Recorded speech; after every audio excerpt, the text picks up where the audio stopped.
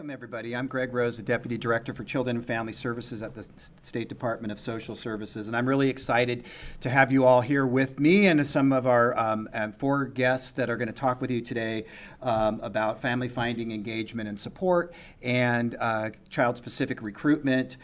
So welcome to Empower, Engage, and Support Family Finding and Building Connections for Our Youth. So let me give you a sense of who we've got here today with us.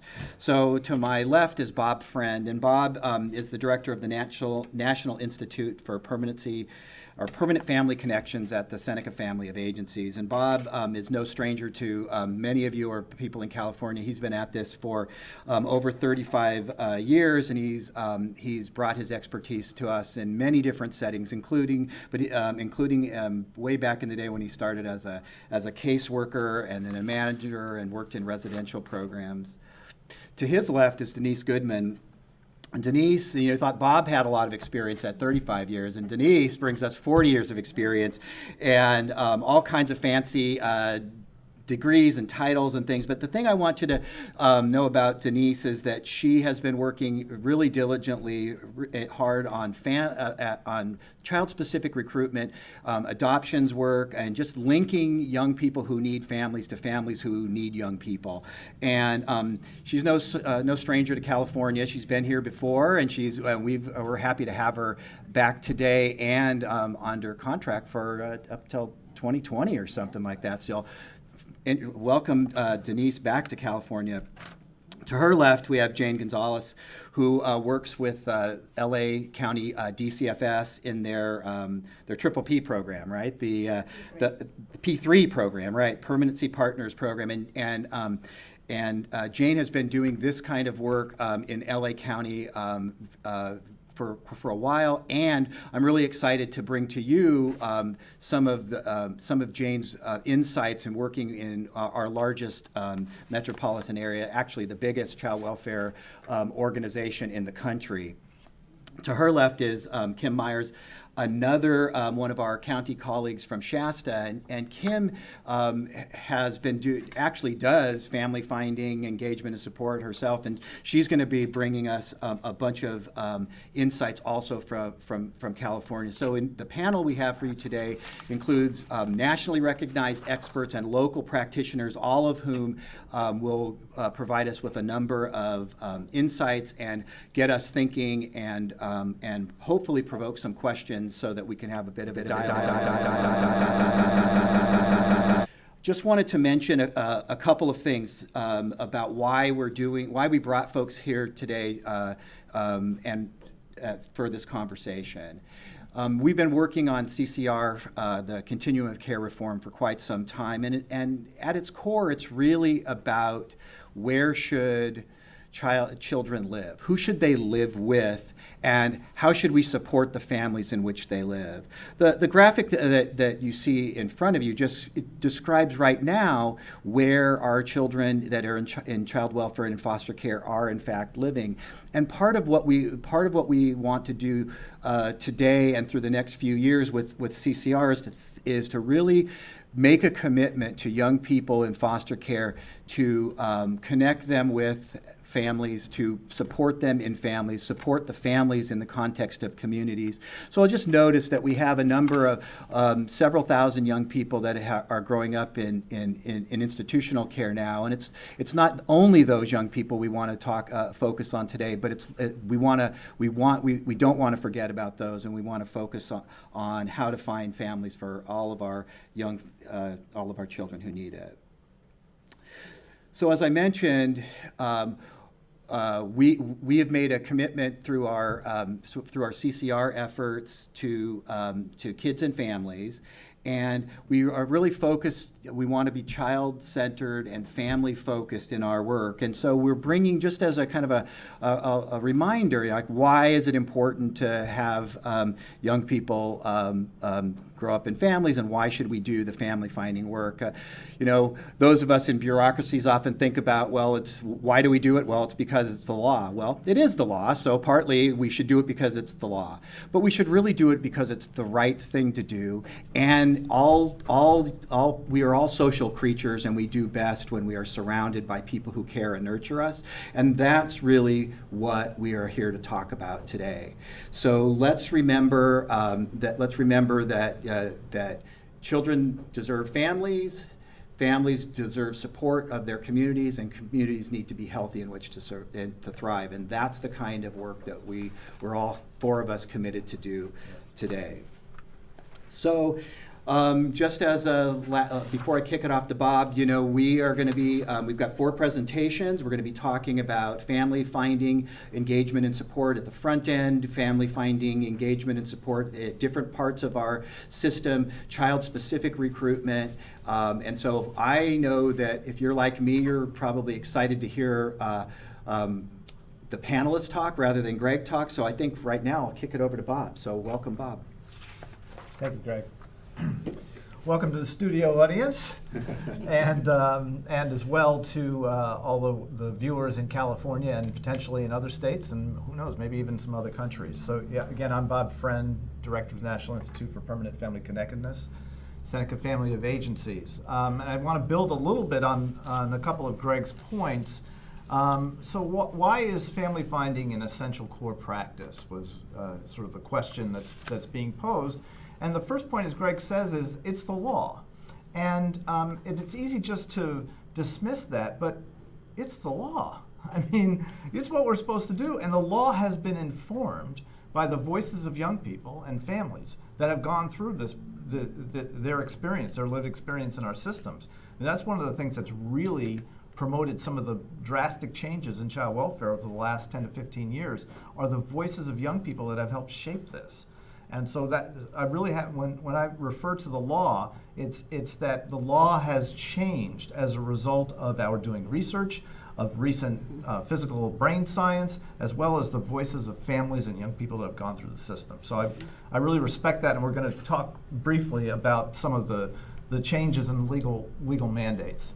And then secondly, there's tons of research that supports the value of connectedness, that the opportunity to build and sustain networks, to promote resilience and ensure permanence well beyond government intervention. So I think there's been previous permutations of family finding. We'll talk a little bit more about what it looks at the front end. But when we first started doing this, the focus was much more about finding a whole bunch of people and getting them together and then making decisions. And I think now we're much more focused on creating networks, creating belonging, and then having to ensure that happens well beyond government intervention, because one of my experiences, both in California and nationally, is sometimes we rush to the legal permanence, but we don't have the relational or emotional permanence or the support that young person and those families needed in order to sustain. And so that's one of the things that are changing. Family finding also promotes the opportunity for children, youth, and parents, family and connections to participate in guide and planning the process, but families can be treated as assets.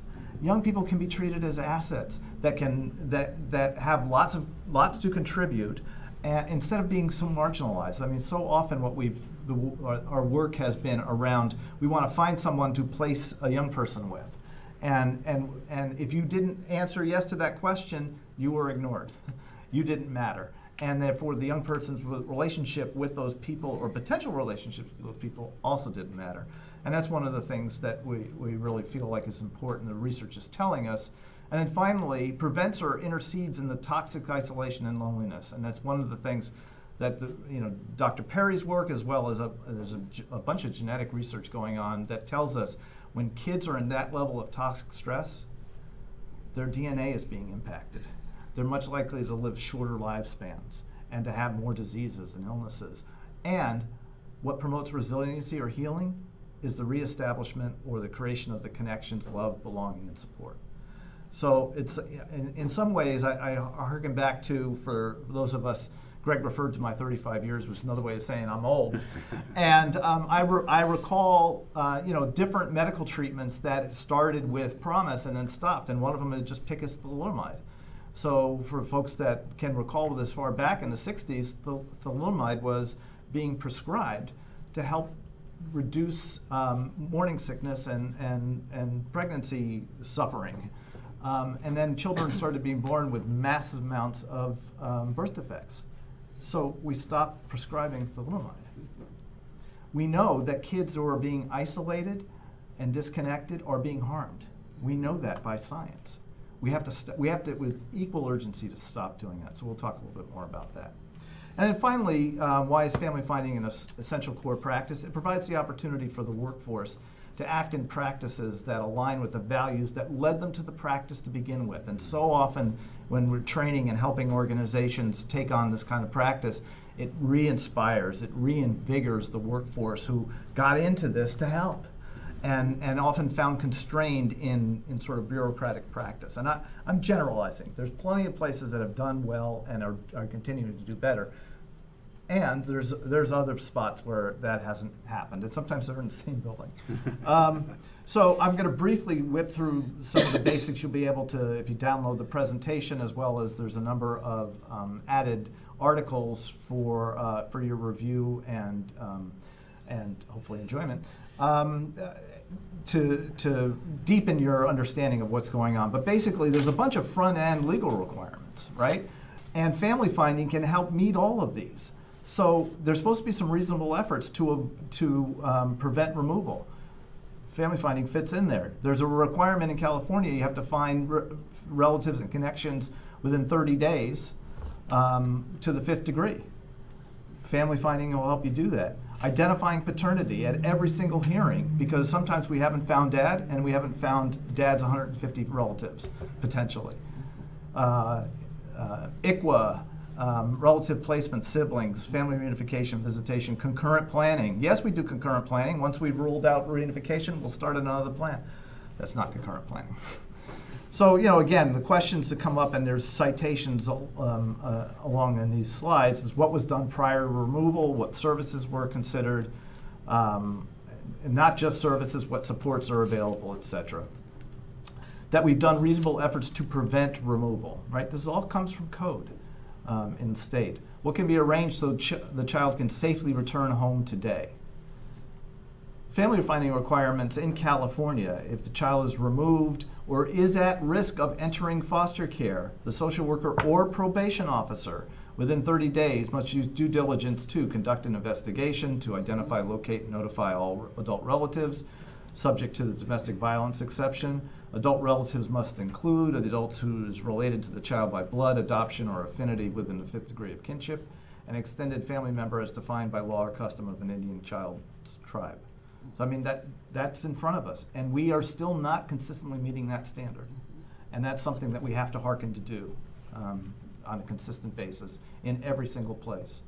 The Supportive Families Act was subsequent legislation, then further promoted and encouraged notifying other previously not identified relatives, including parents of siblings of kids. And so often we've seen siblings either be with different birth parents or adoptive parents. Those people have to be identified if another sibling comes into care, right?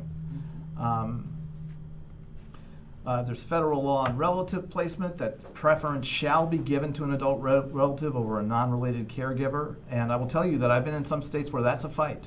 I don't feel like that's a fight in California. I feel like sometimes there's procedures or there's a misunderstanding. But there are some other states that's actually a fight. And then the least restrictive and most family-like placements have to be the first order, and kin is considered as the first resort. So these are just some of the legal aspects of it, the non-related extended family member placement. Some people call it NEFRM, some people call it NERFM. We love our acronyms here. It's California, right? And then AB 403, the newly developed child and family team meetings. We'll talk a little bit more about them and what we'd like to see from child and family team meetings. So AB 403 has been an important add recently. So what is some of the key research telling us? On the negative side, that isolation and lack of social networks harms children and adults. And especially, I think one of the pieces, what's some of the recent stuff that we've been determining is how at risk young people who are living in foster care and maybe languishing in foster care are to being trafficked. And the research actually supports that without that data. That they're more, they're at greater risk. And then we also know that who positions themselves around shelters and group places of residential is that people who traffic, they know where to go. And that, for those of you that are familiar with the ACEs study, childhood trauma has an association with adult disease, right? And there's a number of studies that isolation and lack of social networks leads to worse, with the same kind of physiological symptoms, worse outcomes for heart attacks and recovering from them, cancer rates. So these things have demonstrably physical impacts, the isolation and the lack of social networks. I think one of the things that we've seen working with young people that have lived in care for quite a while is sometimes they react to intimacy with protection, and they want to avoid it because they don't want to be hurt anymore, and they want to be in charge of that, which ultimately doesn't help them create connection. But we've created that by allowing young people to live in care and not be connected. So we're creating the thing that we're trying to combat. And then there's grief and loss, and that without dealing with the grief and loss, which is part of the whole placement syndrome, we're going to try something here, it doesn't work, we're going to move you from here, put you over here, forget you even knew those people, bond with her. Mm-hmm. And people are like, how am I going to, I don't even know why I'm not with my mother. I don't know where my father is. Mm-hmm. But all of a sudden we're going to bond with you. It's just like, no, that doesn't work. And the research shows, gets quoted a lot, that the post-traumatic stress rate for young people exiting foster care without connection is double that of war veterans. So again, what we're doing is harming kids. We know it, we have to stop it. And we have to stop it now. It's that urgent. And I like to think of this as, a lot of times we hear young people are referred to as resistant, and sometimes families that way. And I feel like when we're not meeting people's needs on a consistent basis, and they are expressing themselves, that their needs aren't being met, let's call it protest. It's not resistance, it's protest. And let's honor that protest and listen to what is it that they need that we're not providing. And it's a different way of thinking about, some of you will hear the term or have used the term hard to place youth. I think what we should be supplementing or replacing that language with is youth whose needs aren't being met. And when youth whose needs aren't being met occur, then we have to figure out what do they need, not call them hard to place. Okay? So one young person in a training said, I have ODD, referring to oppositional defiant disorder, except he said, I have oppression defiant disorder. When I feel oppressed, I become defiant. And pretty much everyone else in the room was like, yeah, I'm there. And so part of the conversation is sometimes we've narrowed permanency down to a legal definition or what the case manager thinks about it. And so to me, it's a situation by situation, family by family determination. So I like to use this slide to just have us think about different backgrounds, different ages, different experiences, different family situations. It means something different to everyone, and we have to lean into that and create that sense within a team. Because if you're not on the same page, we'll talk a little bit about this at the end, but if you're not on the same page as a team, the work will likely not go well. In fact, for me, it's the biggest reason when something's not working, it's because there's conflict on the team that hasn't been resolved. Doesn't have anything to do with the young person or their family. It has to do with a lack of resolution on the team, which is something we can all do about it. So what have we learned about what practices and approaches can improve outcomes, right? We learned, like some stuff doesn't work. Collaborative practice that includes family in decision-making and determination. Like, we know that works better, right? So what situations are we in where case managers feel thrusted into a position of making decisions for kids without the folks that know them best? And so that's when I'm consulting, I'm asking those kinds of questions, because to me, that's danger, because the research doesn't support it. That the voice of young people are present and apparent in problem solving and decision making. There's lots of lawsuits about this in many other states around young people not having a voice in what happens to them, right? And all the evidence or research says, I mean, just for any of us, which one of us would accept a solution being thrust upon us for a problem that we may or may not even identify without our voice being present? I mean, it just doesn't make any sense. The most common factor underlying all the evidence-based practices is the quality of the relationship. No matter what you're looking at, what people say is they got me, they challenged me, they understood me, they listened to me, I felt respected.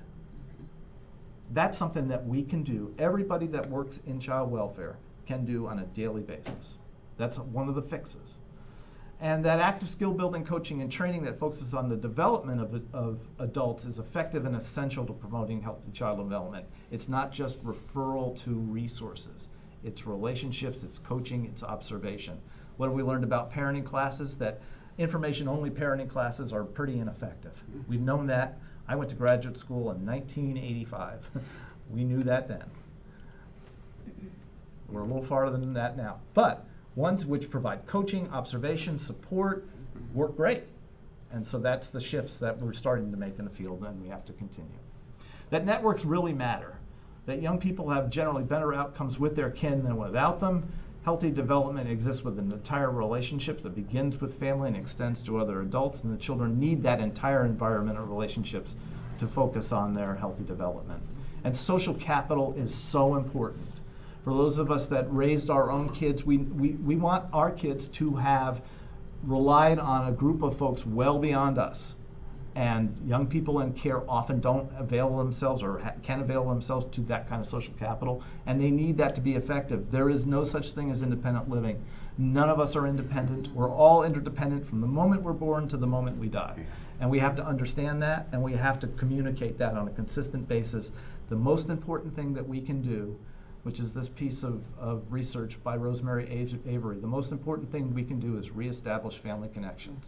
That's proven out more than anything else that we're doing. And so I think that requires for us to think about how many resources and how much time and effort are we putting to reestablishing or creating connections and networks. Because that proves out to be the most impactful thing.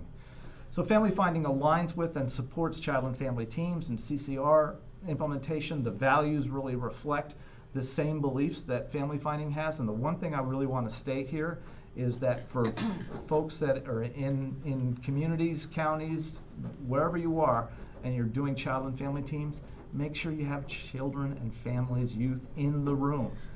Like if we're going to have a meeting of 15 people and you have mom and young person, or sometimes none of those people, but even one or two, that does not reflect child and family voice. It does not reflect the values, the legislative intent of this legislation. The idea is, for me, I try to say, is there at least 50% of the room that are natural supports to the young person? And if there's not, then we're supposed to look for them, because that's what all that legislation was about, to get these people into this room. So, and sometimes, again, we're just looking at a placement. We're not looking at it in terms of networks and connections.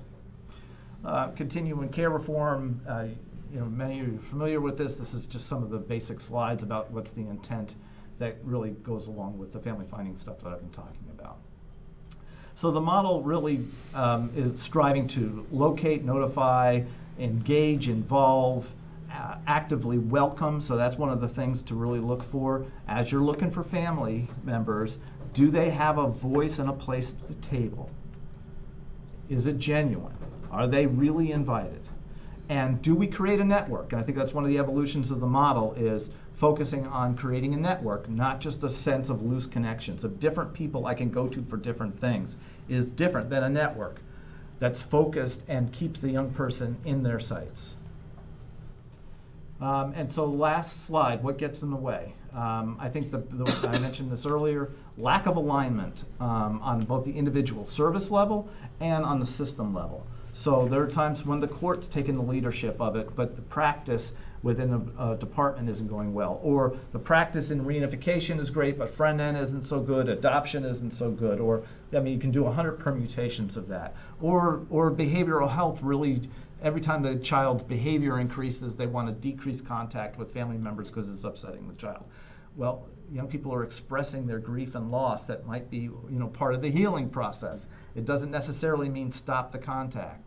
And the recognition that when systems don't align, it's sort of like you're greasing slopes for families to fall into craters. And it's like our systems have to be aligned, and every day that we don't attend to that is another day we're going to hurt kids and families.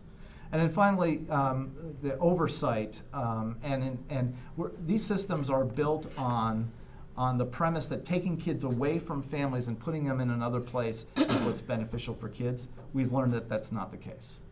It doesn't mean it'll never happen. It needs to happen sometimes, but not the premise of that. And so we operate on a daily basis with multiple decisions that reinforce those beliefs and values. We're starting to repivot. We're starting to learn differently. The Families First Act may even help us further that along those lines. And so we have to interfere with all those decisions in order to get to where we're going. And I think that's going to be the challenge that's coming up in front of us. And I know some of the work that's been going on in Los Angeles has been really focused on what do we have to do to change the culture in which we work in order to be able to change those decision-making process and who participates in them to change the course of action. So I'll wrap up there and hand it over to Denise, unless you have questions now, or do you want to refer those later? I think we'll do some questions later, but thanks, Bob. You did give us a lot to think about, and so we will, if we have time at the end, we will come back and do some questions. Denise? Oh, well, again, hi, California. I want to do a little shout out to my folks I've had the last couple of days. I've got the recruitment button that my auntie in Alameda County gave me, so I wanted to make sure that I did that for them. But Bob really set us up well talking about what really should be going on at the front door. And if that had been done for children in the last, we'll say 30-some years that you've been here, 40-some years that I've been here, then I wouldn't have to talk about this part, which is looking for them when they've been with us for a long time, and looking at the back end of the system for kids who's been with us for 5, 6, 10 years or more, that we see kids sitting in our system. And so I'm going to be looking at that back end for kids that have been here. The other thing is that I really think that for our kids who've been in group care that we need to step down into a family, this is another set of strategies. For our kids who have been serial movers, and the child that's had 17 moves in 3 months, let's stop the insanity right now and really dig into some family finding for that young person. So I look at it too, I should probably do this, I'm not really good at the clicking part, I just keep talking. But a lot, I've spent the last 4 days talking with folks around the state around targeted recruitment for resource parents. And I still think we need to do that because sometimes we have to dig pretty deep in a family system to find the family member that's going to be able to be available and to build that set of resources and network around the young person. But sometimes our kids just don't fit into that. And we need to, that 15-year-old Hispanic girl who happens to be Down syndrome is going to be captured sometimes by some of our recruitment strategies. I think also is to think about that child's strengths and needs and who do they need to be in their back pocket, their Verizon network to support them and encourage them.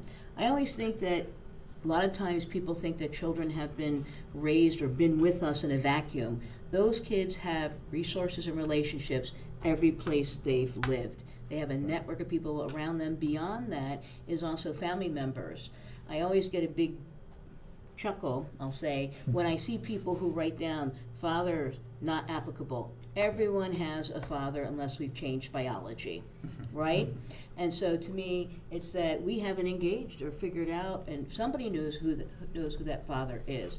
And I think that the other thing that to recognize about family funding, connecting kids with families, even if they haven't had a relationship for a while, is that there is some connection. Genetically, they look like somebody we know, that basic DNA kind of thing. And let's face it, when we're out in restaurants, we think that the kids at our table are hysterical, but the people sitting next to us don't. And so I think relatives and deep-seated friendships and things, that those families are going to be able to be there for that kid even when things aren't going so well for that young person. And they're going to stick with them and be committed to that, where a stranger may not. And I think that's a really important part about doing the family finding, is that whole connection. I think getting kids involved in finding that connection for them is really important. So many times we'll say to kids, I'll give you an example, oh, you're going home, we found you an adoptive family, and it's like, what?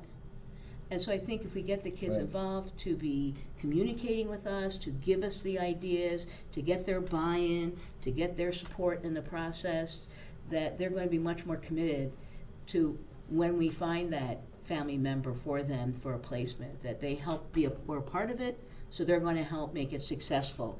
I think the other part too is making sure that sometimes we have kids in a foster care or temporary care, and this family who's had this kid for many years isn't able at that point in time to make the commitment. We've heard this a million times, so the foster parents don't want to adopt.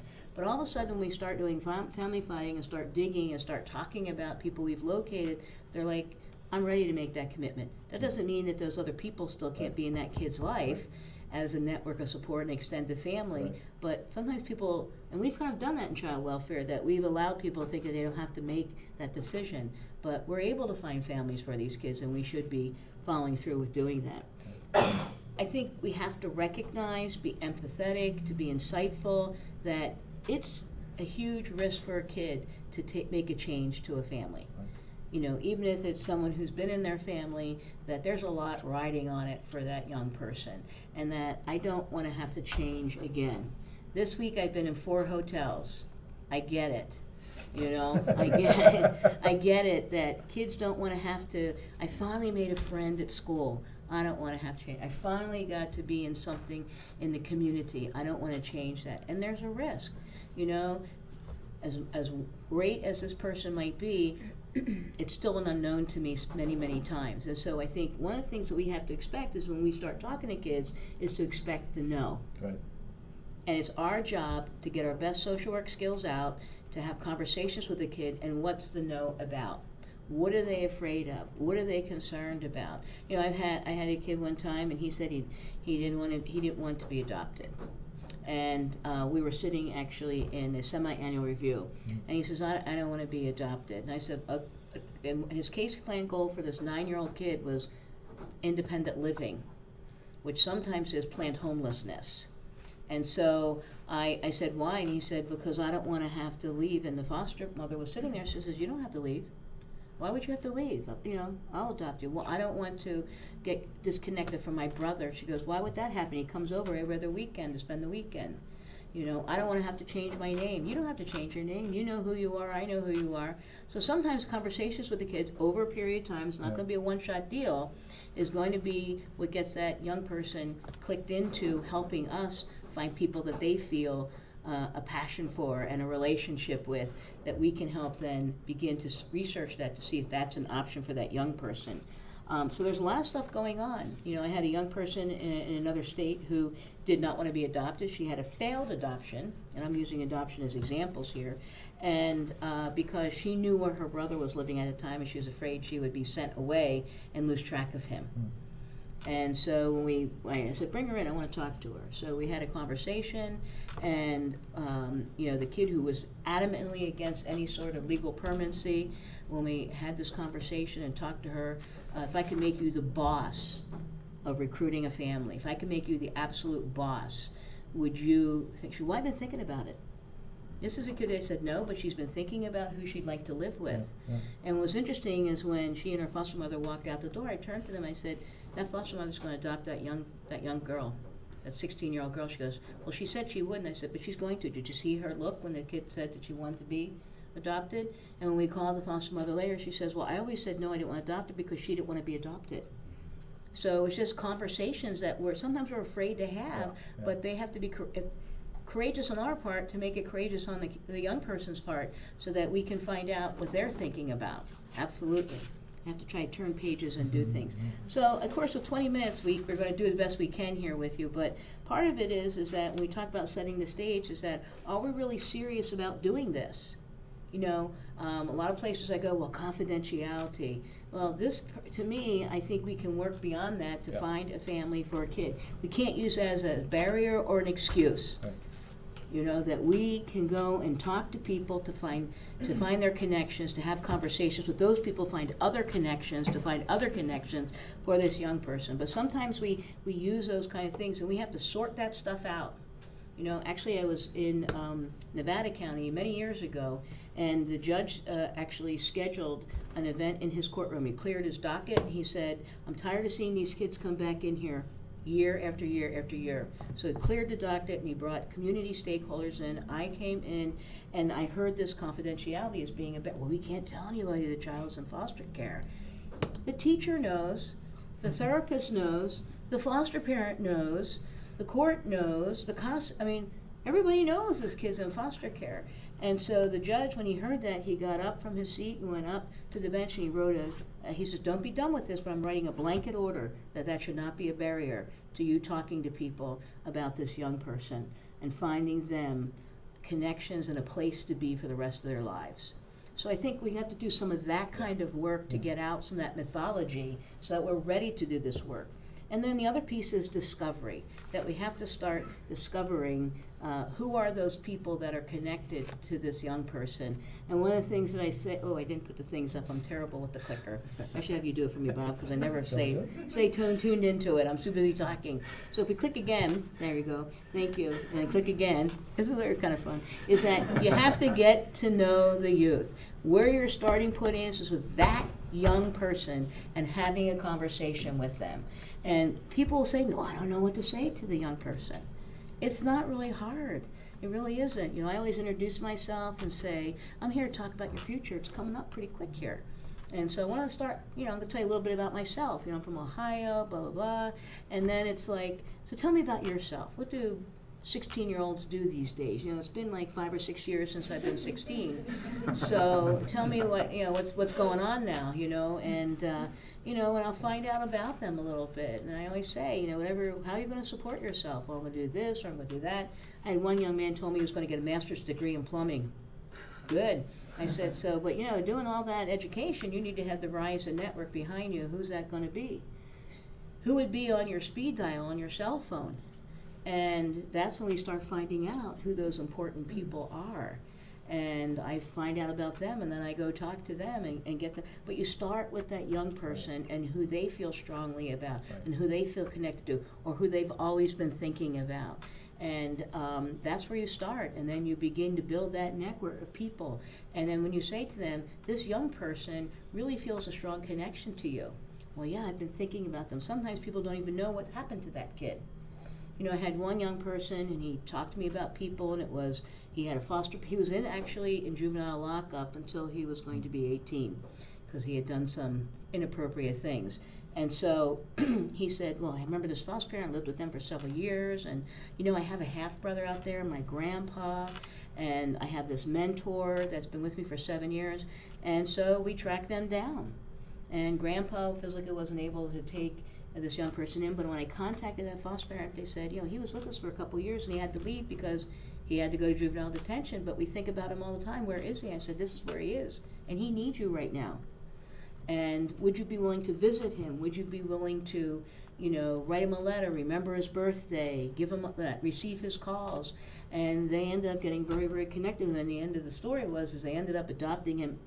And the adoption happened at the juvenile detention facility, but they were going to be there for him when he got out and be his family. Yeah. So I'm just saying is that sometimes we don't think it's a viable thing, but until you talk to people and find out about that connection, how do we discover? One of the things that, beyond talking to the young person, like this is one of the handouts that I had in there for you, you getting that on camera, is if you can go ahead and click for me, Bob, oh, well, here we go, another opportunity. So I should look at my own PowerPoint, I guess. But there are, it's like we just think that there's no way that we can ever find information out beyond young person. There are those child and family team meetings. And I have to agree with Bob, you need to have children and family at them, and they should be our main conversationalist at this particular meeting. And they can begin to give you information. Every time we have a permanency roundtable, every time we have a case conference, review a court hearing, another opportunity to get more information about connections for the kids. There are people that are your informants. And so again, that young person, their family, the grandmother, the person who arranges the family reunion every year, right? They all know everybody. They have everybody's addresses. I had a family that I was working with, and we went out and we found the birth mother, and we went out, because this has been a lot of years this child's been in care. She's going to be turning 18. I'm really worried about her. Went out and talked to the birth mother, who's living with her oldest child and her boyfriend, and I start talking about, we had a genogram, and we start mapping out. I said, is there anybody that we missed? And the daughter comes in, she said, well, you know, I'm having a family reunion. I have something just like that. She gets it out. We added 24 more people right there, because the oldest daughter was working on the family reunion. There are people out there who are the family historians. They know everybody, Yep. you know, and they know everybody and how to get a hold of them. Absolutely. We go to our next one. Uh-oh. I hope it's this. But this is a little tool I put together for myself Control. years and years and years ago. I've tried to update it as time goes on, but it's the child-specific recruitment case file review tool. Sounds like a thing, but I used to do it on a legal pad. And so what happened was is that we like forms, so people always ask me to make something. But Right. you know, you really need to pull that child's file. And some kids I've had, their file is this big, you know? And then you have, well, if you, old people like us have the microfilm and everything.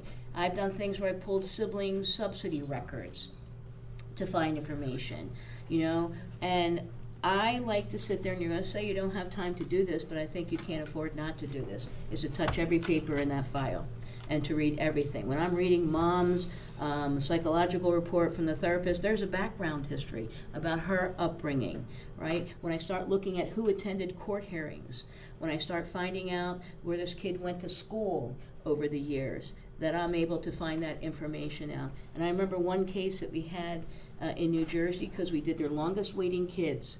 And their longest waiting kids there had come into care under the age of 2 and been in care. Now we're going to be 16, 17, 18. And we actually found in there that both parents had been deceased, but we had a program from mom's funeral that listed all these relatives.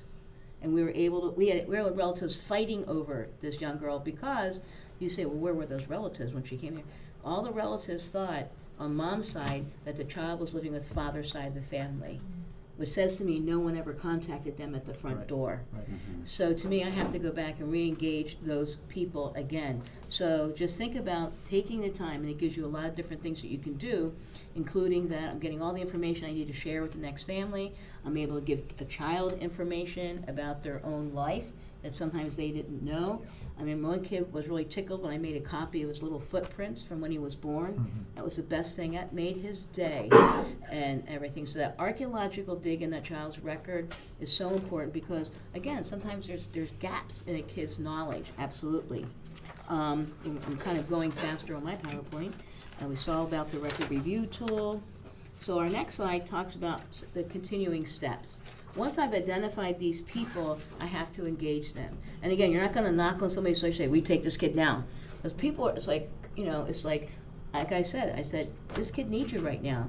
You know, would you be willing to talk to him? I found a brother of a young girl when she was 16, she was about ready to get kicked out of her group home. And I found her brother, and her brother was about 8 years older than her. He had been in the military, just came back. I tracked him down. He and his wife are living with his wife's family while they're building their house. And I met him at a Dunkin' Donuts, and I said, you know, I need to talk to you about your sister. He says, I've been wondering, I've been overseas, I haven't been able to. So I talked to him about her. I said, would you be willing to write her a letter? He says, oh yeah. So I had some paper and everything, and she wrote the letter, and I said, you know, I'd really like to take a picture of you, because I think she'd like to see that. And what he did is he raised his shirt up, and he says, take a picture of this. It was a tattoo of his sister's name. And so, yeah, we were able to connect them. It was the holidays. And I said, you know, we'd like to spend the day with her, you know, because, you know, maybe she could come over sometime around the holidays. And so we were able to arrange that. And it was just those baby steps taking place for her. 180 degrees in that kid's behavior, because now she had somebody who cared. My brother's home, he's a veteran, all those kind of things. So you have to figure out how you're going to make that connection. Not everybody can be a placement. Not everybody can, but they can always be a connection and support for that young person. Exploration and planning, beginning to think about who's going to be the best family member or extended family member or a friend of the family or godparent or the old teacher, whoever, is going to be able to be the right one for this young person? And how can I keep those other people involved? And then you begin thinking about transitioning that child. And how can I pick the right family, do what we need to do to make it happen, but also build, maintain, and sustain that relationship, not only with the person that child will be living with, but the other pieces as well. And I got a California story, and I've been telling it all week because I have two great nephews who have been adopted into my family in California. I have relatives here, and how my niece is actually their father's cousin. And they were already signed up to be foster parents when they got this call. And so it's really interesting because what you have to understand is not only did those kids coming in foster care, we tried to reunite, but they also got our side of my niece's side of the family. We're not blood relatives, but now we're family. And I said to her, I said, you know, there's no reason after you adopt these boys that they can't still have contact with their mother and father's side of the families. And they still do, many years later, still see their paternal grandmother and that side of the family regularly, as well as their maternal side of the family. And I did say to the great-grandmother when I met her, I said, you know, we're related now. We're related through these boys and through this adoption. Right. And so their family just doubled and tripled in size. And so, you know, as they get older and that we continue to build our relationships, we can continue to support my niece and her husband as now one's in adolescence. So, you know, so I've flown him out to Ohio, and the oldest one's going to go to Ohio State now. So he has had his family grow in a multitude. Because of the connections that were made. So I'm just thinking, I just really want you to think about in our last slide, if we can do that, sorry, I'm behind on those one, is that you are the difference.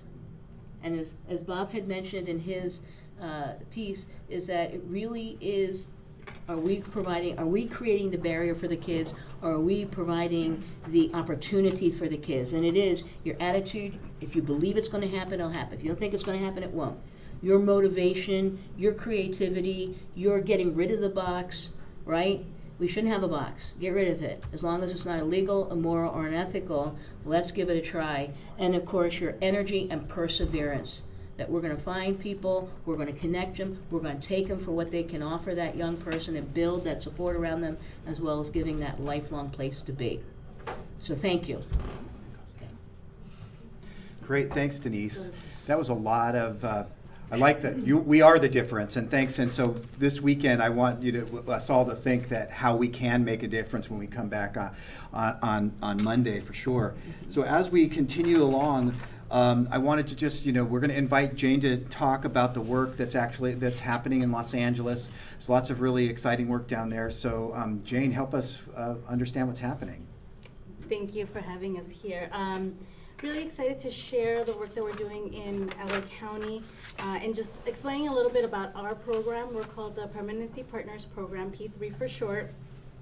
And we've actually been conducting family finding services since October of 2004, and our model utilizes retired social workers who focus and exclusively focus on family finding for our older youth. That was our target population when we began, typically 12 to 18 years old, who had been in care for a number of years and who had little to no family connections. We began in one of our offices. Countywide in LA, we have 18 regional offices, so we began in one with 50 identified youth. That program expanded to 8 offices in April of 2005, with full county expansion in 2006. In 2012, we began an internal pilot in which we began to provide those family finding services on our upfront cases. So typically our cases right when children come into care.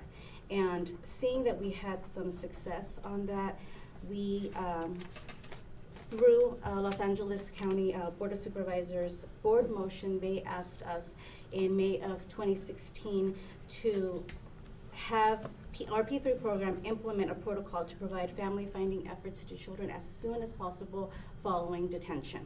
They've asked us to develop a plan to increase relative placement and the overall role of relatives and NRFMs, non-related extended family members, in the lives of children in foster care, so that if a child does have to go into placement, that first placement be a relative, be someone that they know, be someone that they have a relationship and a connection with.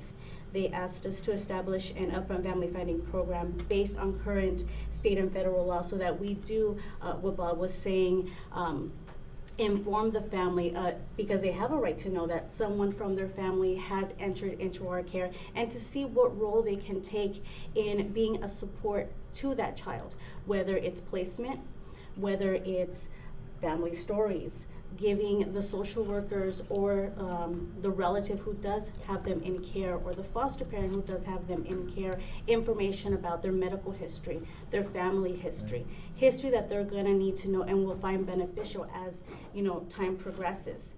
And they asked us to develop a single county-wide protocol for upfront family finding to be in coordination with our existing P3 family finding program, which was also, our program also collaborates with the Department of Mental Health and the Department of Probation. Right. So since then, following that board motion in October of 2016, under the guidance of the Office of Child Protection, we've, and in collaboration, like I said, with the Department of Mental Health and Probation, we've rolled out an upfront family finding pilot in 2 of our offices. That's expanded. The beginning of this year, we expanded to 2 more, and we have a plan to roll it out countywide, hopefully within the next couple of years. So I'm going to focus on our upfront piece for the portion of this conversation that we're having today. And what we're really seeing, and what our upfront family finding pilot has highlighted, is that children and families want and deserve permanency and connections. We've had a lot of success through the utilization of our P3 social workers in finding and engaging with relatives who many times we assist in the process to have them become placement options if they're not already, but also to build supports for the children and for those relatives as they're helping their parents in the reunification process.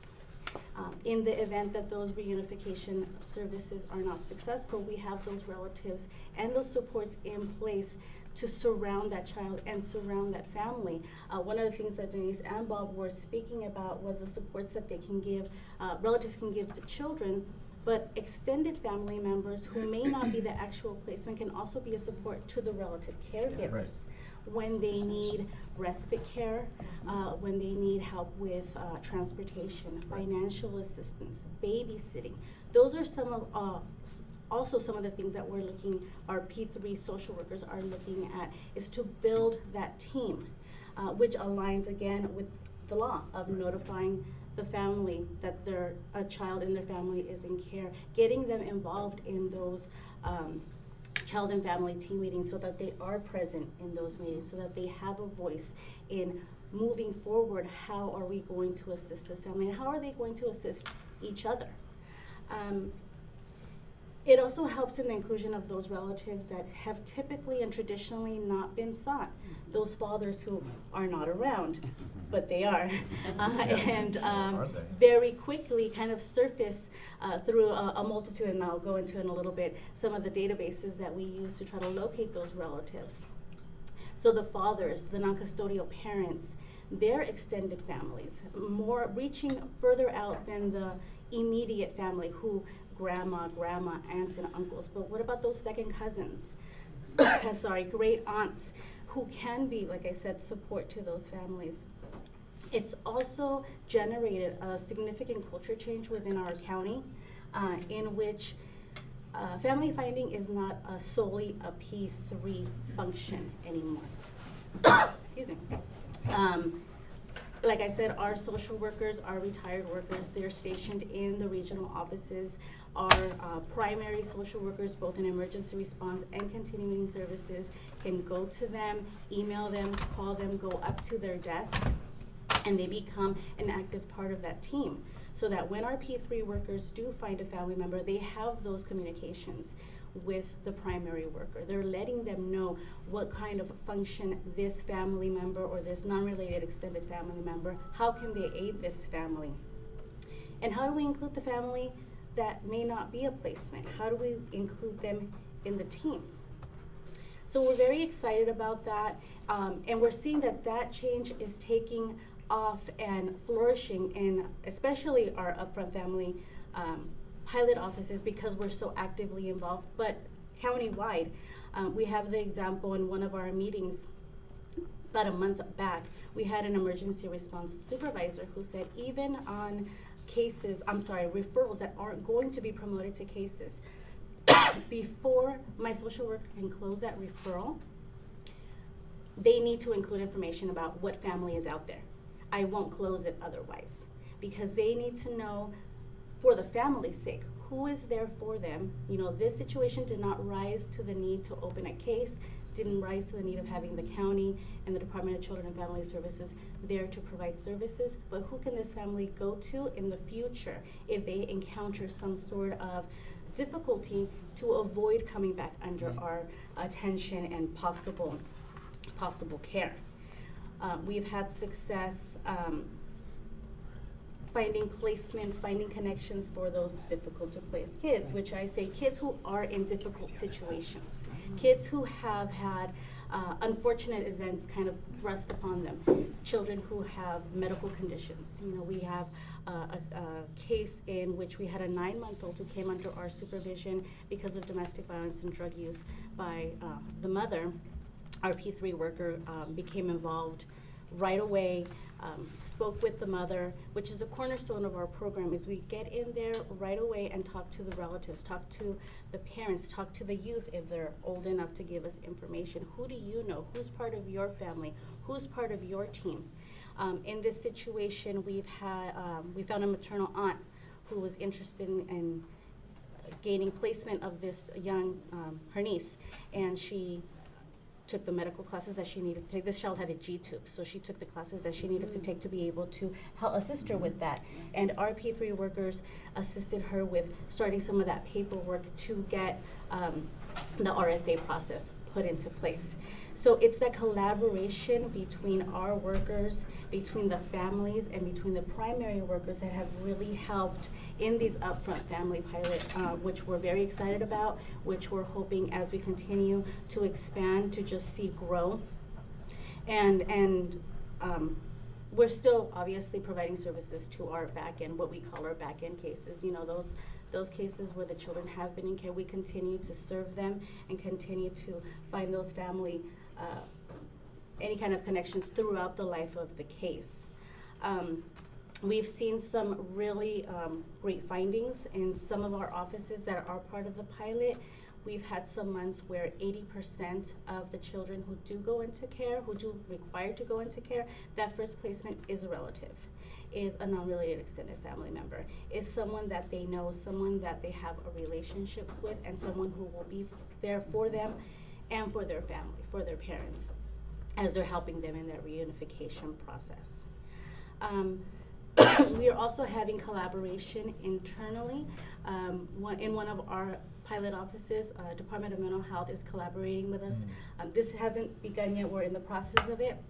Having our co-located mental health staff providing additional supports and services to our P3 staff surrounding mental health issues, so that when they do talk to relatives and there are concerned because there's a child who has some significant mental health needs or a parent who has some significant mental health needs, and that might pose a barrier as to why they would want to be considered as placement, they can have additional information about what their mental health condition is, what services are in place, what can they provide. So we're starting that out in one of our offices, and we're very excited to see what will come out of that and hopefully expand that county-wide as well. But one of the most beneficial things that I've heard about our program from this actually the same office is that we were told that when our P3 workers are involved in a case and they come to the initial multidisciplinary assessment team meetings where we have the therapists, the providers, the assessors, and the families, those family members come to those meetings informed about what's going on, why the department is involved with the family, what are the next steps, what can they expect, and so when they come to these meetings, they're coming prepared to work. They're coming prepared with that information so that that crucial time that we have limited time, obviously, with our schedules, we don't spend that explaining kind of the DCFS process because our P3 workers have already had the opportunity to do that. So they come to these meetings prepared to say, what is my role? What can I do? How can I help? And we've had successes even with our probation children. You know, we had a case of a 16-year-old boy who, when he came into care, it was a failed adoption. A child who had been adopted previously came to us because he had a physical altercation with the foster parents, and there was a lot of animosity, a lot of feelings surrounding that when he came into care, and the foster mother told our P3 worker, no one from the family will want anything to do with him. Our P3 worker went out, spoke to him. He did express a desire to be placed with his best friend's family. Our P3 worker was pivotal in helping out with that criminal waiver process. We did go ahead and place him there. However, that didn't stop our P3 worker from contacting other relatives from the adoptive family. And at the end, there was a number of relatives who said, even if they're not placed with us, even if he's not placed with us, excuse me, we still want to be involved with him. So those relationships are going to continue. In a case that came in and we were under the impression no one was going to want anything to do with him. And so the way that our P3 workers do some of the family finding is just talking to our primary workers, going through the case, going through the previous cases, if it is that they have prior experience, interviewing the parents, the family members, and utilizing the resources that we have in hand. We use Clear. I'm not sure how many people are aware of that. It's a search database. We use Seneca, leader replacement services. We also use social media. We find we have a lot of success finding relatives on social media, and that is a method that our youth can use to keep in contact with their family. Even if they're not placed, they can have those relationships online. So we're looking forward to what is to come as we roll this out countywide, but we've already seen, like I said, some really significant and exciting changes even within our culture of our county that we're quite excited about continuing. Great, thanks so much, Jane. I think, and thank you for all the work you're doing down in Los Angeles. Clearly the statistics that we've been hearing from today and that we've heard before about some of the success of the family finding, around 70 to 80% of young people placed with someone they know initially, is consistent with what the research Bob says matters, right? And so I think that seems like it can really make a difference. We'll just pretend we're on I-5 and drive up north now to Shasta. And Kim Myers is going to share some of her experiences with us. And folks often say, well, that's Los Angeles. They can do a bunch of stuff there because they're big and they're this and that. But Kim's here to kind of prove to us that family finding, engagement, and support actually can be done anywhere, including, and here's a perfect example in Shasta County. Thank you. Yes, in California, Shasta is a much smaller county than Los Angeles, so we have a smaller staff. Currently, we have one full-time family finder. In the past, our family finding activities has been covered by case-carrying social workers or by MSW interns for short terms during the semester or a year when they're doing their projects. We currently have also 2 full-time intensive search and engagement family finders who've been hired through Lilliput. And these folks are going to do more intensive engagement. They're going to do some meeting with the family members. They're going to meet the youth. They're going to get to know them. And if these folks live outside of the area, they're also going to be traveling to youth who are placed out of the area, to relatives who are placed out of the area. In the fall of 2016, Shasta decided to hire a full-time family finder. This person's job is to focus on search for all children and youth who come into care. Like I had said previously, before we had just had interns doing this position.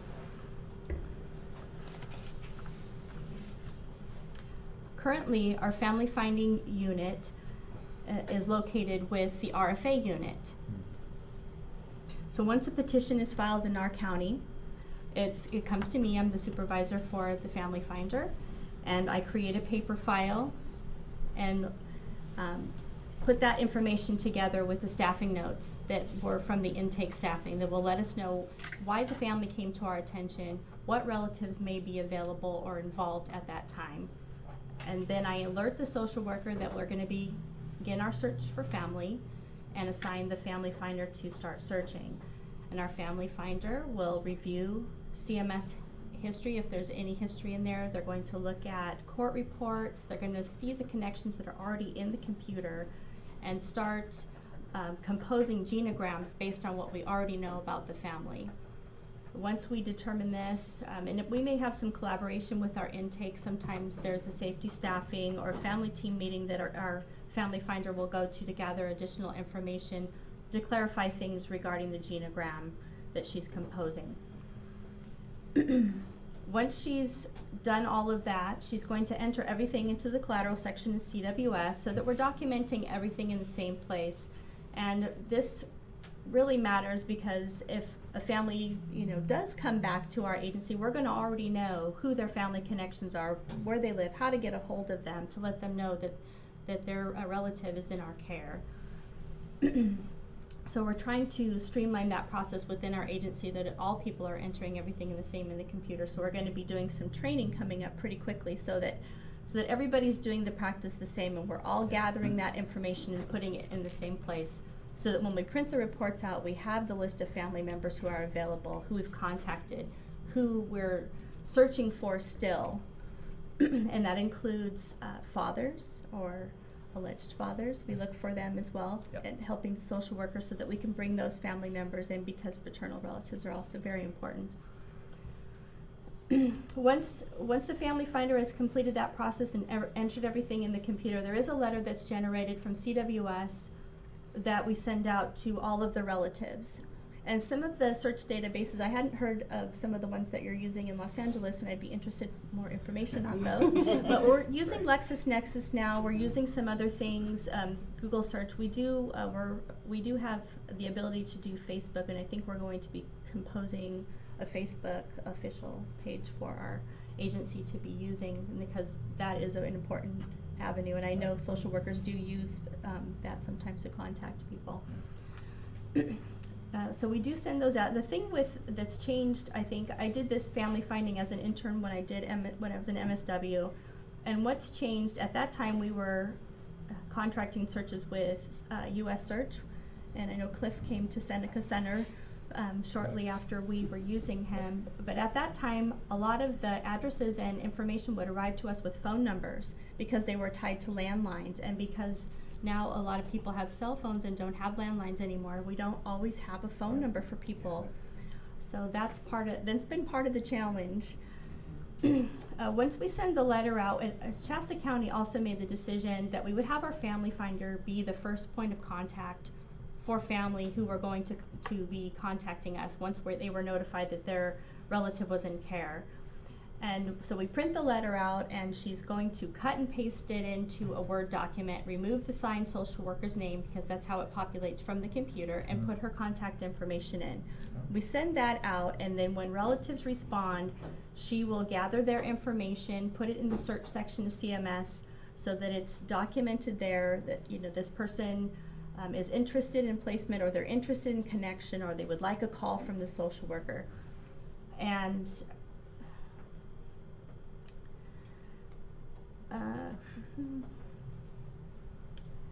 after that happens, she also keeps near her desk an accordion file with all of her active genograms because she's creating a genogram for all maternal and paternal relatives.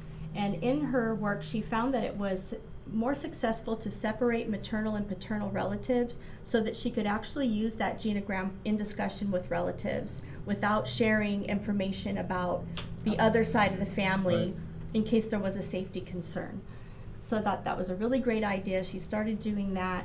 She's keeping those in that accordion file organized by alphabet, so when the relatives call, she can pull that out and immediately start adding the connections that the relative may provide during that conversation. We're also going to start using the JV 285, which is a relative information form that families can file with the courts to provide information directly to the court. Okay. And it's a really simple to fill out form. It's some check boxes about what you know about the child, about things that you would be willing to do to support the family, such as taking the child to appointments, having them come over, giving them a phone call, those types of things. So we were reviewing one of the ACLs, I think from 2009, and that document was attached to it. And I thought, oh, this is really great. I think we should start using it. I wanted to talk a little bit about the slide that's up right now about our numbers, because this is just representative of what we've done since Suzanne, our family finder, has come on board. So for the petitions, when it's emailed to me, we set up a case file and then we begin search. And I think over the last year and a half, we've really started to hone our process and we've had more success getting every petition covered and entered into the computer, and every family having a search for. And we're really seeing that level come up more quickly. We're able to do it usually within 2 weeks. Sometimes it takes a little bit longer if there's some complication with determining who relatives are. But I'm really excited about our progress that we're making with this in this area.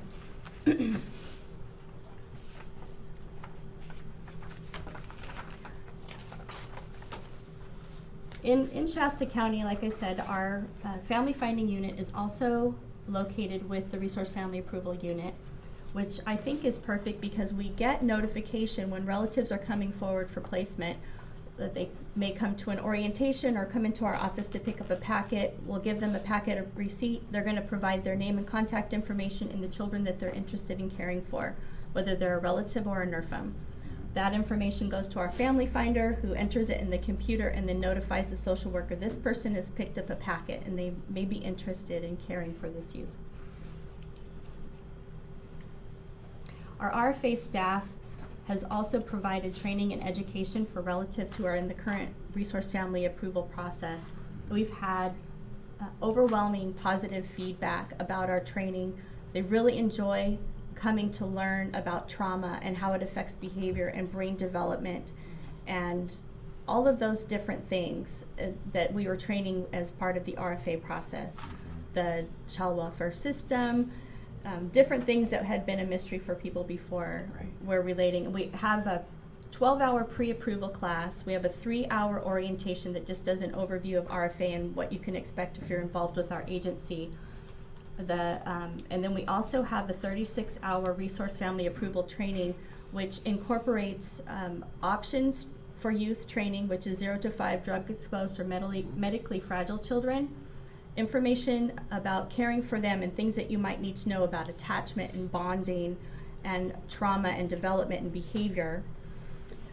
And then the end of that class is about older youth, so school-age youth, including up to age 21, and what you might expect or encounter when you're caring for youth of that age and things that you might need to know about or be educated about. We're going to be starting some CSEC training also for our caregivers as well within the next couple of weeks, and they'll be invited to come to that as well. We have an RFA duty worker who's available every day to receive applications and paperwork and answer questions about the RFA process for caregivers when they're if they have questions or if they're having difficulty with the application. The packet of paper can be overwhelming. There's so much to fill out and so many things to do. In the fall of 2017, we had recognized in years before that our family finding process was really disjointed and kind of in a silo between the different units, and everybody may have been doing something that was not communicated to the next level, and that was often just disjointed. So we decided to do a Kaizen, and we brought together everybody that had a voice in family finding, from the phone screeners and intake all the way to the adoptions workers in permanency. And we sat at the table for 3 days, and I don't know if folks here have ever done a Kaizen, but it was really interesting. We put swim lanes up on all the walls in our building. We had sticky notes that represented each step of the process, and it filled the whole room. Yeah. Every little piece of it. So we identified during that process that some of the things that we were doing were not unified. And that we wanted to streamline things. We had a lot of forms that were redundant, and at different points in the case we would ask the same information with a different form. Right. So we're looking at right now combining some of those forms, including we have an ICWA form that we use to gather information on Native American ancestry. We're trying to combine all of those forms to just maybe one or two that kind of build on each other, Yeah. so that we can share those throughout the life of the case. We also discovered that we were just inconsistent in our practices. We weren't documenting things consistently in the computer, and therefore information was maybe buried in a contact somewhere that was not as easy to find as it would be if it was in a certain section in the computer. Our family finding has also trying to bring some processes in to better cover the gathering of information regarding Native American families. So we changed our RFA application receipt to ask the question if people have a Native American ancestry, and if they do, what's their tribal affiliation. So we've been able to gather some information. We actually have a court worker that actually does the ICWA search for our agency, and so our family finder will communicate with this person. You know, this family has Native American ancestry, and here's the information they've provided. We've also worked with some tribes who have requested that we adjust our resource family approval written reports and to add some cultural information regarding Native American practices, so that those those written reports could be used for the tribal customary adoptions. Right. The challenges that we have covered, or that we've uncovered in the last year and a half, and I think this is maybe going to change when they update the CWS system, I hope, that it's really takes a long time to enter the information into the computer, which is the reason why people don't do it consistently. Right. So we're hoping that that's going to change. We'd like to have a place to put a genogram in the computer, so as we're building on it, it's there and it's growing the entire case, and not stagnating somewhere in a folder. And I'm very excited that the state has decided to put this panel on today, and I thank you for allowing me to be part of it. Well, thanks, Kim. I think what I was thinking about is when you were talking is that you were able to really kind of help folks in California understand kind of the nuts and bolts. So we got, Bob talked with us a little bit about, the law and brain science and the importance of science, and Denise gave us a lot of inspiration about her work and some practical applications. We saw how it can work in a large county with some dedicated resources and et cetera. And then having your conversation as well helped me think about, okay, now how does this all work in real life given our processes? So thanks so much for that. I know we might have some questions coming from the audience, but I was just thinking before we get there, and this could be for anybody, one of the things we've noticed when we've been working with and talking with our county colleagues about all of the CCR stuff, but especially when we've been thinking about family finding engagement and support, targeted recruitment, et cetera, is they're interested in your thoughts. I'm interested in your thoughts, and I'm sure they are too, about the workforce is sometimes there's turnover. We rely often on new people out of school. People move from in large jurisdictions from unit to unit often. So what kinds of advice and thoughts do you have about, like, if the workforce is still kind of less than stable, or how do you go about doing this good work, this really essential work anyway? Yeah. Anybody have a thought about that? I have thoughts. Do you have some experience you want to share, either? Well, in LA County, we've actually been really fortunate that a lot of our staff, because they are retired and part-time, they've been with us for a number of years. But even in that, we're always adding, and as we're expanding in our upfront family pilot offices, we're going to be needing more and newer workers. So it's just maintaining our practices the same across the board, so that even if there is a change in workers, the way we gather information, the way we document information, where we input that information, and our training protocols within our program in and of itself, that those stay consistent, so that if there is new staff coming in, that will be consistent, even if the actual employees may not be. Yeah. Is that anything else? We have a lot of new employees Sure. that have come in the last couple of years to our agency, and so I agree with the training and being consistent with the practice, and also thinking we put together policy and procedures. So if somebody is new and they don't know what we do, they can, or if they didn't Right. remember after the training, because everybody will get training up front, Yeah. they can pull that policy out and look at the procedures list in there and follow it one by one to know how to do what we need to do. Yeah. One of the nice things about the newer staff that you add is that there's less to unlearn. Some of the things we have to unlearn because it's always the way we've done it. And so there's opportunities there. And some of the people that are most senior in these offices become champions because it, again, restores to the work that they really love to do or the work they've been trying to do that didn't always have administrative support. So I think there's some different strategies about that. The piece that really comes to mind for me, Greg, was that because I talked a little bit about this before, because on a daily basis, we've been operating under a different premise for so long. There's so much muscle memory associated with the way we present ourselves to families that we're engaging. Yeah. Our thought streams and our decision making about who do we engage and who do we think about and do we stop at placement, and once things are stable, I mean, it's the myth of stability we've been talking about for over 10 years, is that stable becomes the most important thing, and stable in a place that doesn't end up with belonging is not helpful because we know what happens later on. And so there has to be belonging, there has to be a network, and how do we do that? And so one of the things I really appreciate about, and from what I understand about what's going on in Los Angeles, is that Judge Nash and all the judicial officers in the areas that they're trying to do this installation and early implementation have come together and created the shared agreement about, if you come to court without this, I'm going to push back. If you come to court with this, I'm going to embrace it and value it and appreciate it, right? There's just a way, it's like the folks are getting together and saying, this is important and we expect this. And we're going to let you know when you don't have it. And the manager in one of the offices talked about how she interfered with 6 months of decision making that didn't conform to the way we wanted to see the practice going, the way you all wanted to see the practice going. And so it's that intensiveness and recognition that we have so many years of practice in another way that a little bit of training and a couple of people in key positions aren't enough to actually shift the culture.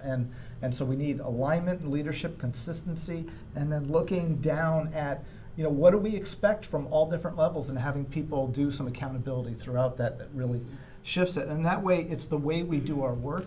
You change the way you hire to meet those kind of needs, and then you build that as just part of your architecture and infrastructure, and it's a long haul. That doesn't happen in a couple of months. And so I think seeing the big picture and all those implementation steps to get there is really critical. I wish it was a quick answer, but my experience is it's not.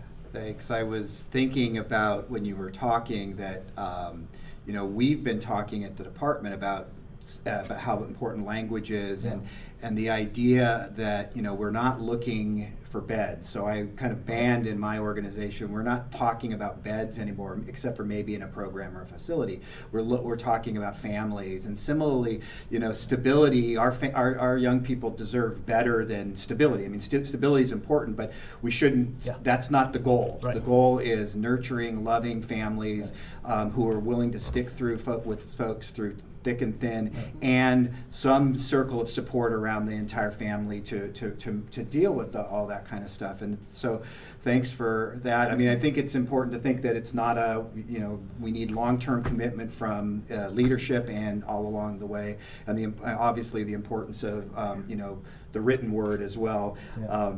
I was just also thinking about a couple of one of the things that was triggered when Denise was talking, and even some of the stories that we heard from our county colleagues. So clearly, perseverance is important, we how do we inspire, or what can we do to inspire workers who are doing this work that can be both frustrating and gratifying at the same time, when they run up against situations where there's the situation around the young person that we're looking for a family for seems to be, there's lots of challenges. There's labels, there's history, there's baggage. How do we get past that, and how do we continue to inspire the workforce to continue to persevere? Right. I think part of it is that I've come to realize that, as you'd mentioned, it's actually on the bottom of my emails that I send out, is that we're not just trying to find a placement. We're trying to find a family, and not just two parents or one parent. We're trying to build a whole family system for this kid. And so I think that becomes a real important thing. And I think sometimes it's really dissecting those labels that we put on kids. I remember one young person, I was a foster parent, I fostered teens, and he came in with, this kid's a borderline personality, homicidal, narcissistic, sociopathic, and they wrote in pencil, the next Charles Manson. And, when you started looking at his case and understood what he'd been through, well, first of all, he's a teenage boy, so they're all narcissistic, okay? And then, of course, he was a kid who, couldn't depend on anybody but himself, because multiple families, he was a failed adoption, multiple families had failed him, so he just figured he had to take care of himself and couldn't trust or depend on anybody else. I was thinking around, like, how did you get homicidal out of this? And it's like, well, he, got into some, altercations with siblings. Well, I have scars from my siblings, and so it's like, to me, knowing his history, it kind of made sense why he had certain behaviors. Sure. Yeah. And, I just kind of met him where he was, and he actually is extraordinary adult man now, and everything. So I think sometimes it's like picking that part of, we were talking this week about the whole fire setting thing, and I asked one of my friends, how many of you ever set a fire? And a lot of people raised their hands, myself included. And it wasn't like I'm a fire setter, I had fire accidents. So sometimes, though, those labels, some of you did too. It's just like we stick labels on these kids, and I had one young man in Tennessee, and all throughout everything, it said that he was mentally retarded. And I went through his entire 17-year file, and there was never any documentation, but some foster parent labeled him that, and it stuck. Yeah. So I think that becomes a real important thing, and what does that mean? And that, we're asking you to step up and help heal this young person. Yeah. For what, and I think it's that love and that nurturing and that belief in that young person. But, going back to, thinking about the whole culture shift in our agency, is that we have to believe we can do it. And we have to challenge ourselves. Right. And sometimes bringing it back to the table, I've had cases where we bring it back every month. And I just remember saying to this one worker, and she's like, I can't find anybody. There's no one out there for this kid. And this kid's been in therapeutic care for so long. And I said, you're going to go out and have lunch with him at school. You're going to go out and have lunch with him at school and just be casual conversation. And so she said something to him in Spanish, and he replied in Spanish. She goes, wow, you could become an interpreter when you grow up. Make some good money. And so he goes, oh no, when I turn 18, I'm going back to my grandparents in Chicago. And she's like, what? I know your grandparents in Chicago.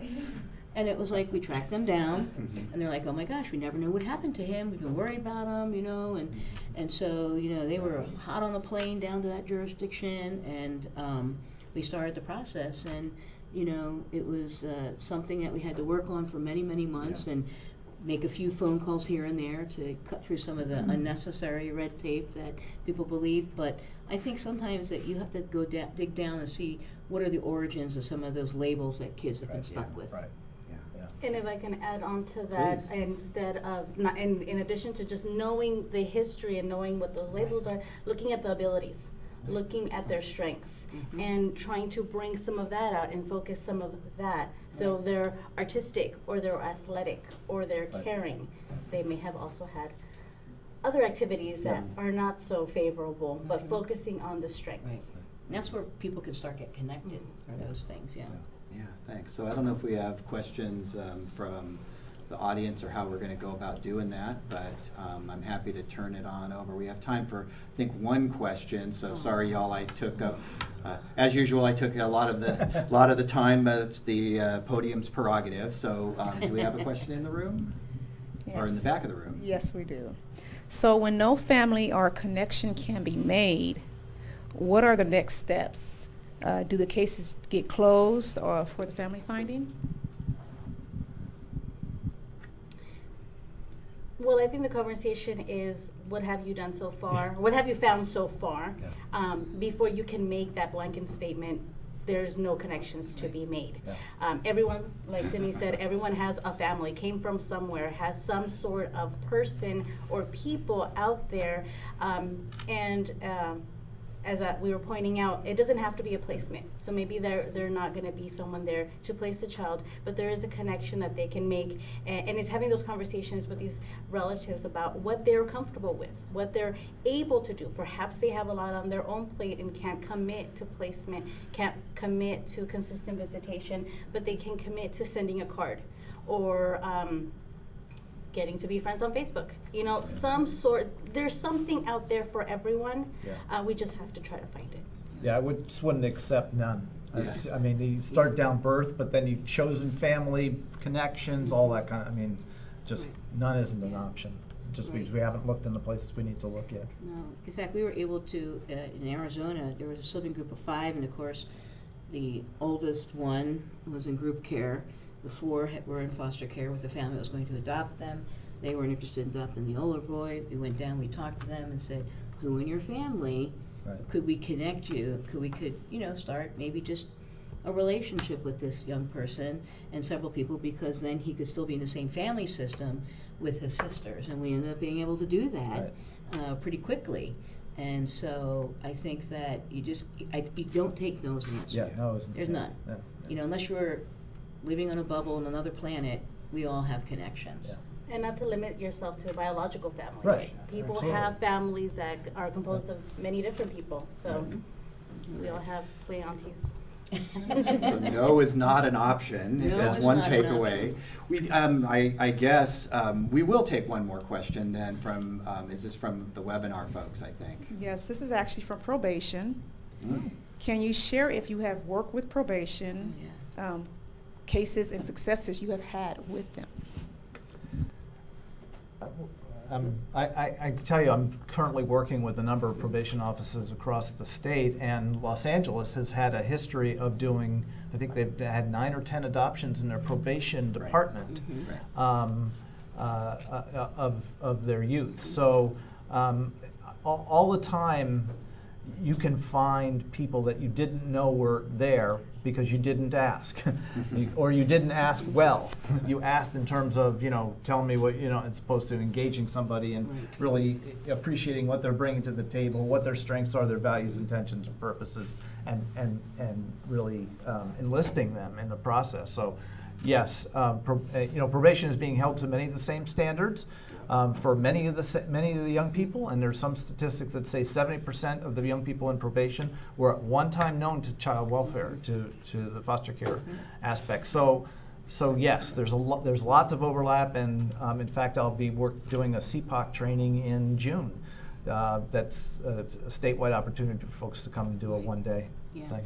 And I think that's really important. There's somebody that sees something in that young person. Yeah. They're kind of frustrated with what the behavior's Yeah. been, but they still see something in that young person. Yeah. And so that was like that young man that was in detention. He was going to be there till he was 18. Yeah.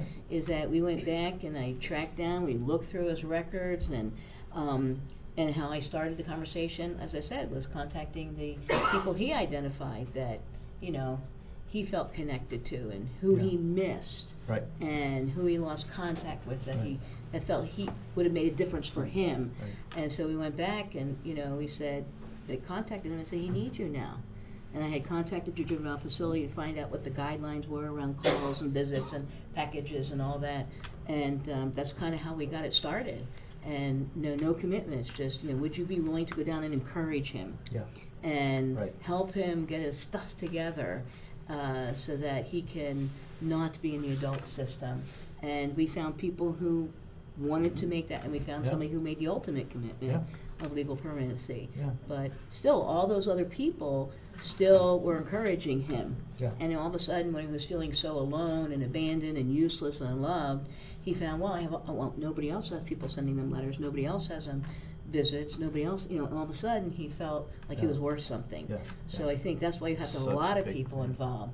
Yep. With even if they're out of state, it's somebody to call, to email that, you know, like I said, remembers my birthday or sends me a card on Groundhog Day or whatever, that I'm thinking of you.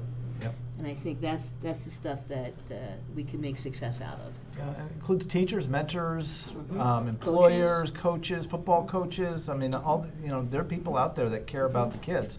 Mhm. A lot of times we've shut them off. Right. We just have to open the door. So clearly my math skills as a social worker aren't good. I said we'd had time for one question. Now we did 2 questions.